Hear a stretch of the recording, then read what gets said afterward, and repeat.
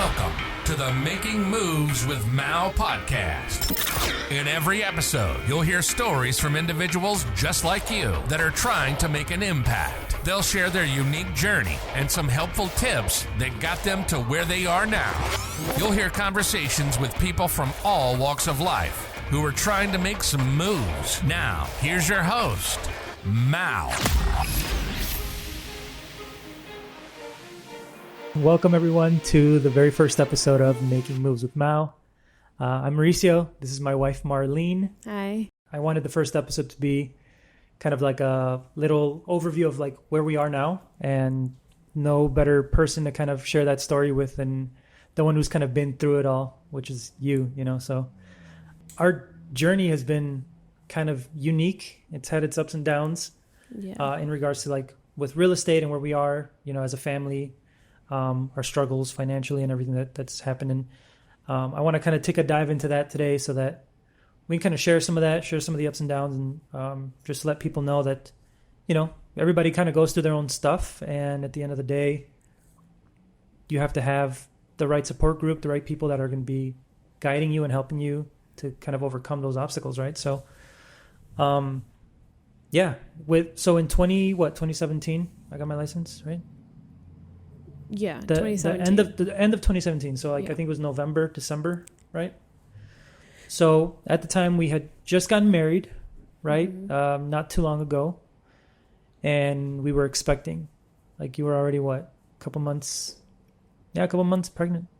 Yeah, we were at an ultrasound. I remember when you were like doing your last minute studying for your exam. So yeah, we were pregnant. Yeah, so we were going through some kind of major life changes. Yeah.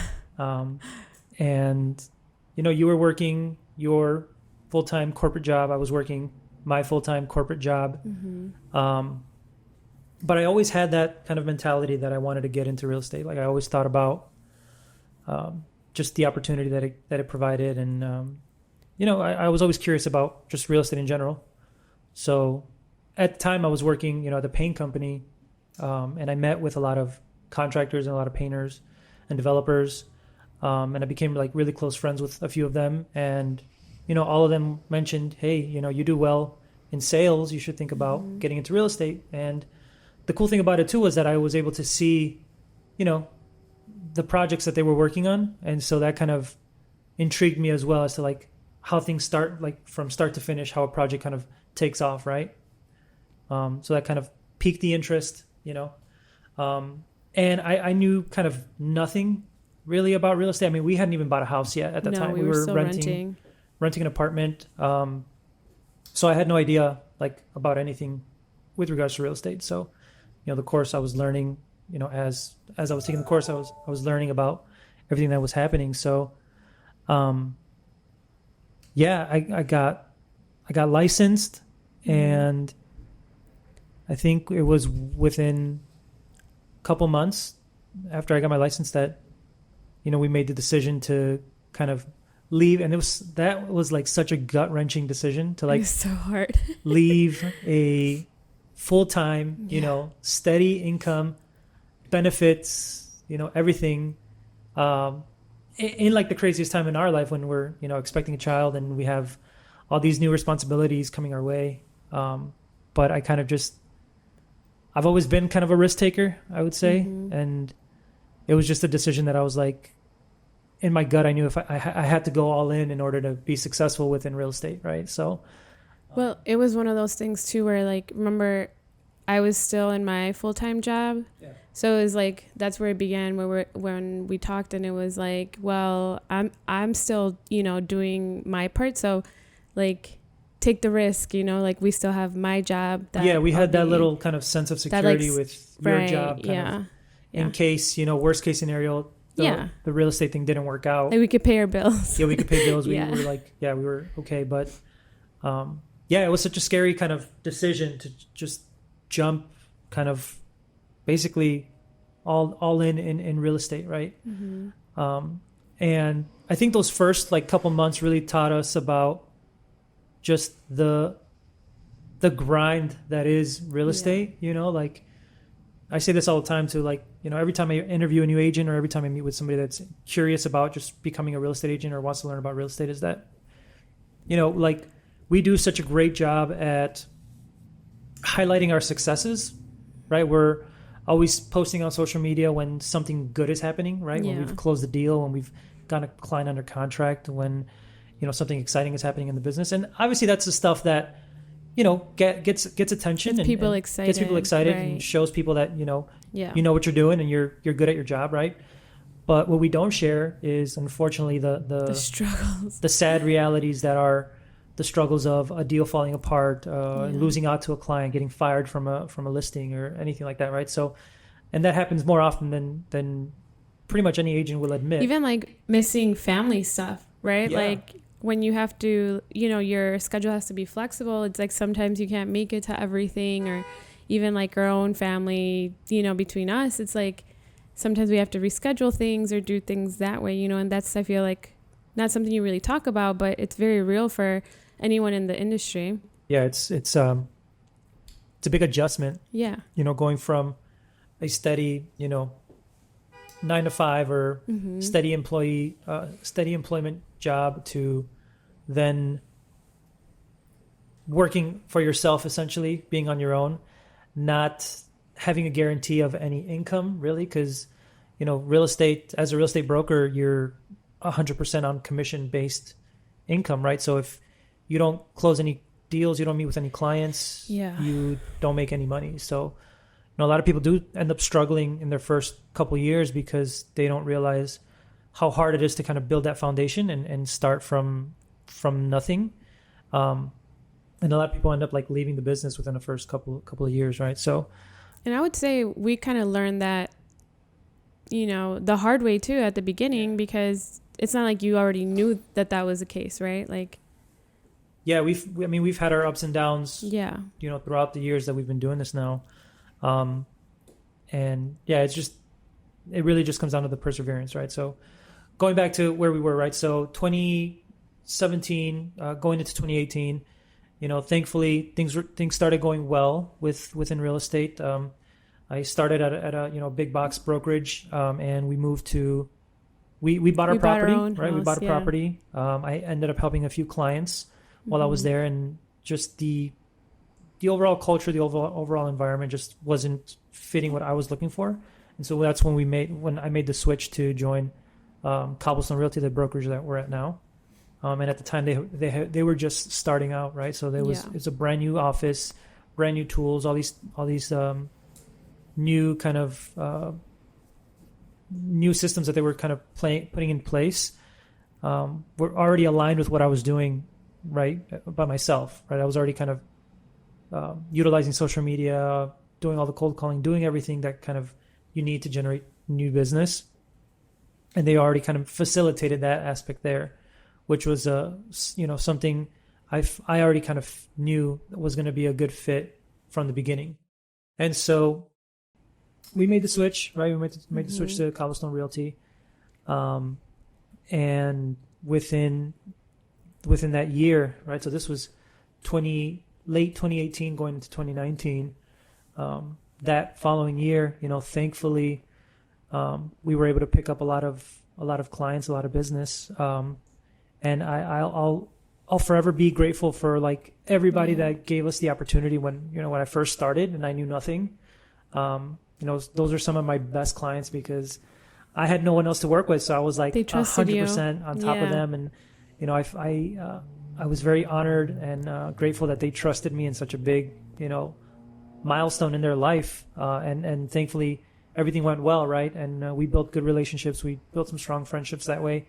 And those are the people that, keep referring business to us and keep telling their friends and family to work with us whenever they are thinking about buying or selling in real estate, right? So going into 2020, right? So the beginning of 2020, right before COVID, right before the pandemic, I made the decision to get my managing broker's license. Or that was end of 2019 or beginning of 2020, I forget. It was kind of in that range, right? Around that time, yeah. But I made the decision to get my managing broker's license, right? So I kind of already had in my mind, like, I want to kind of own my own brokerage. I want to manage my own team, kind of do my own thing, and set my own kind of systems in play and help other people succeed that way, right? So that was my vision. That was my kind of thought process going into that part.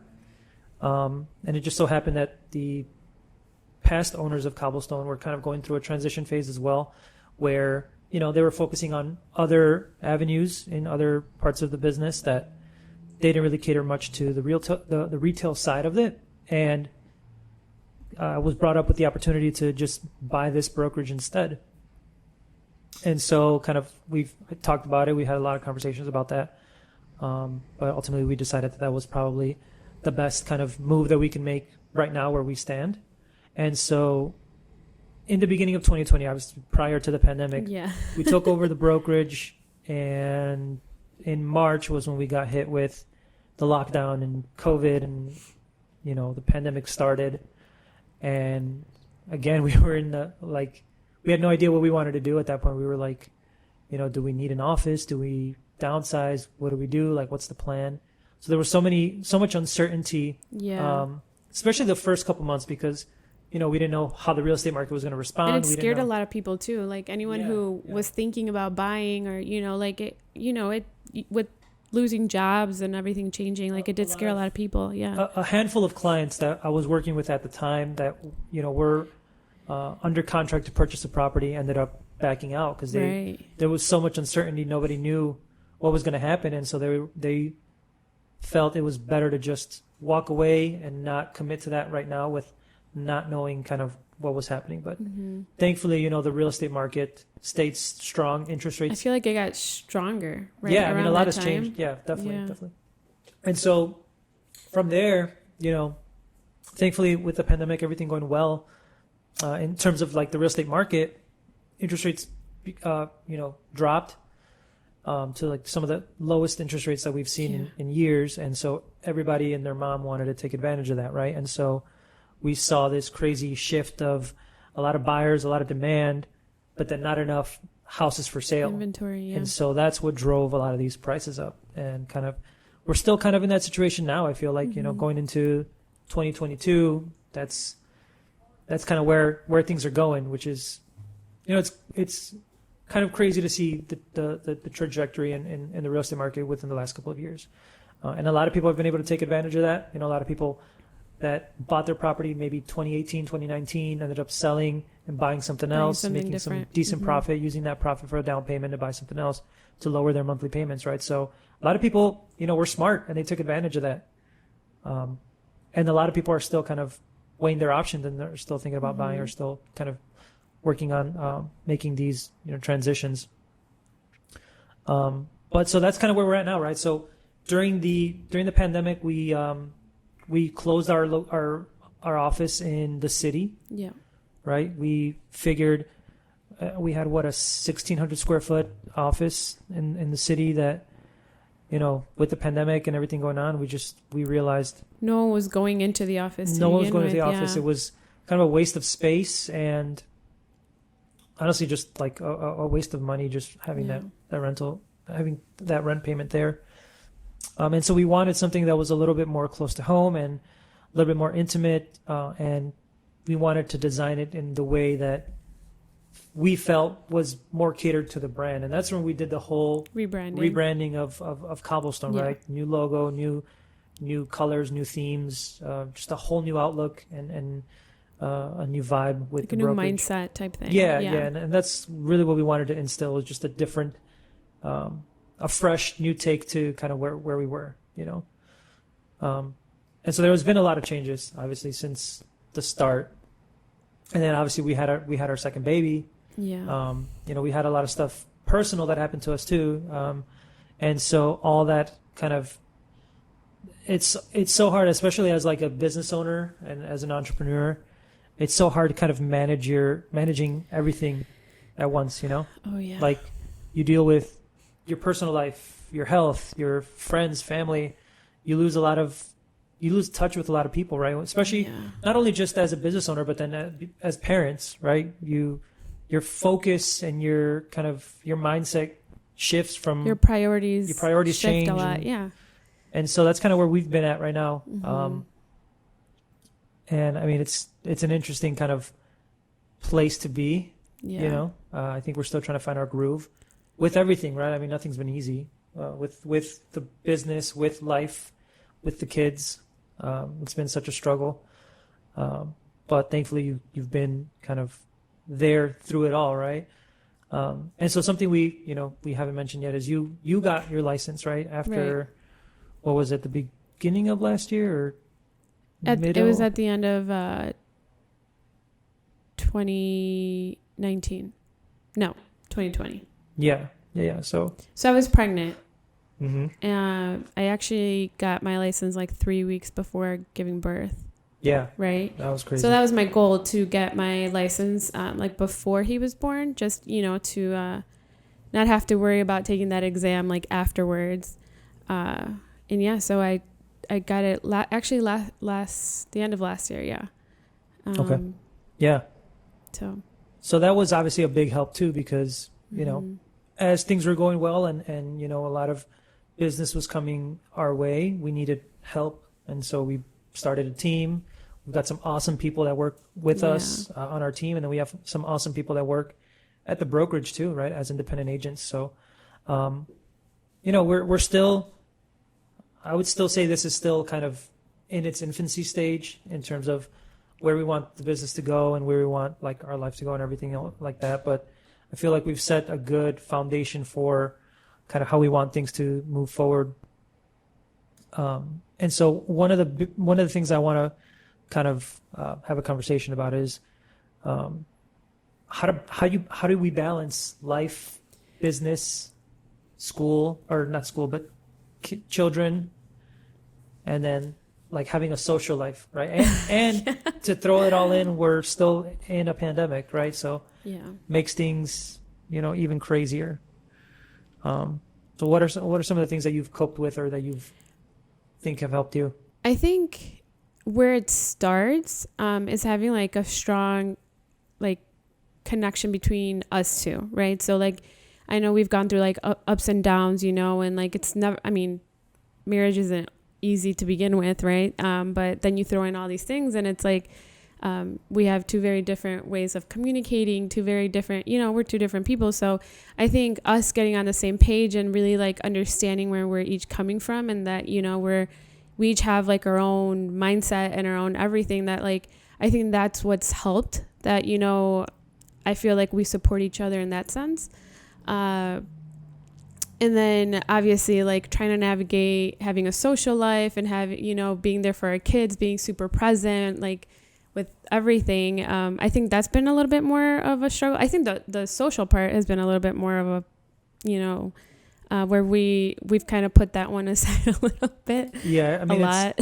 Honestly, it's just hard finding time. It's really hard, and it's not on purpose. Yeah, it's not on purpose like at all. We want to be around people. Yeah, I mean, just priorities change. Obviously, like, there's a lot going on with the business, and then like when we're not doing stuff here, we're with the kids. Like that's our only other priority right now. So finding time obviously is difficult, but I do think it's important, right? It's always it's always something you want to make time for. Like we shouldn't just neglect our friends and our family. Yeah, like we always want to make time for other people too. So, that's always, finding that balance is always the most difficult thing.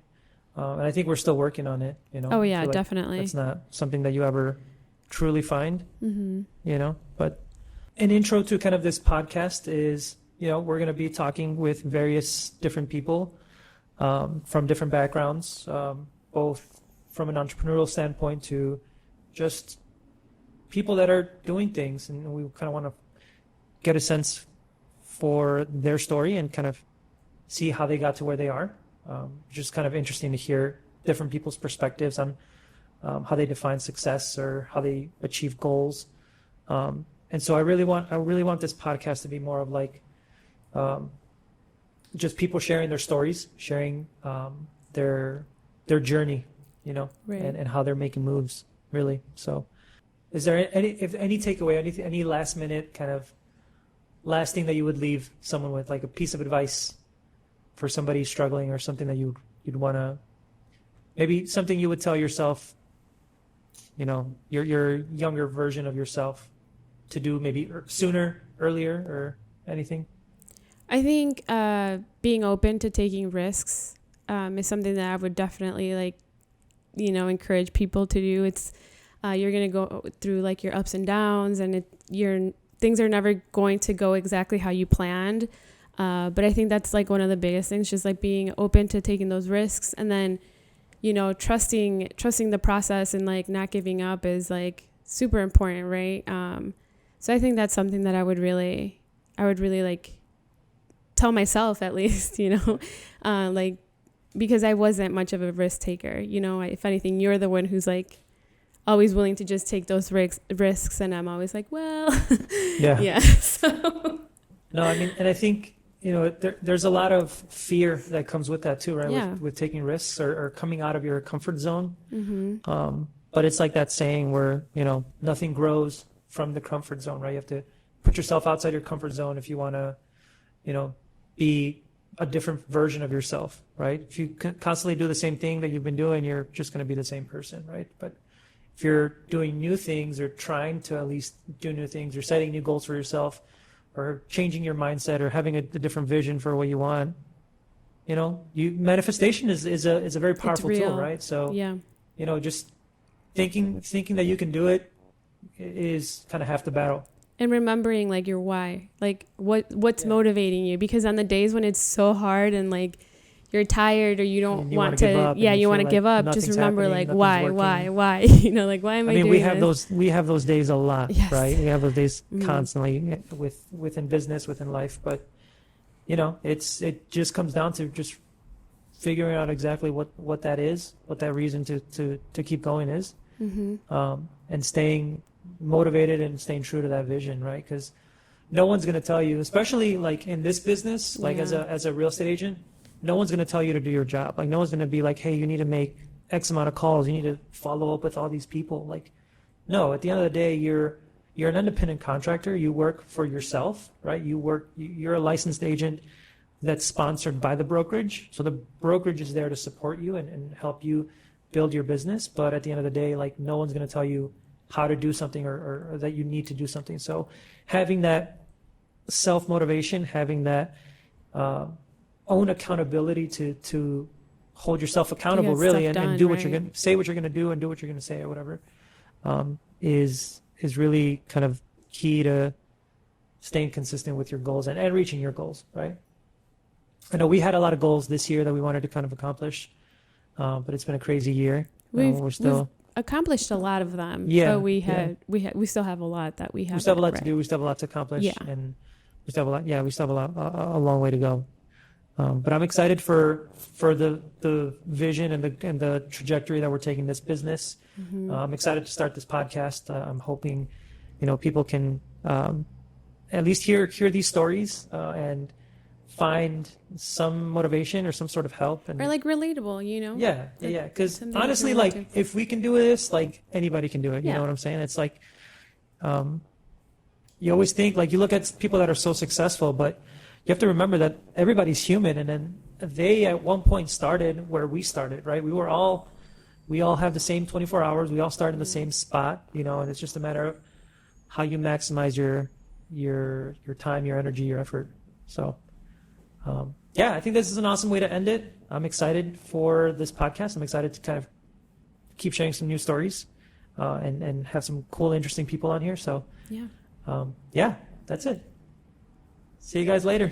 Bye.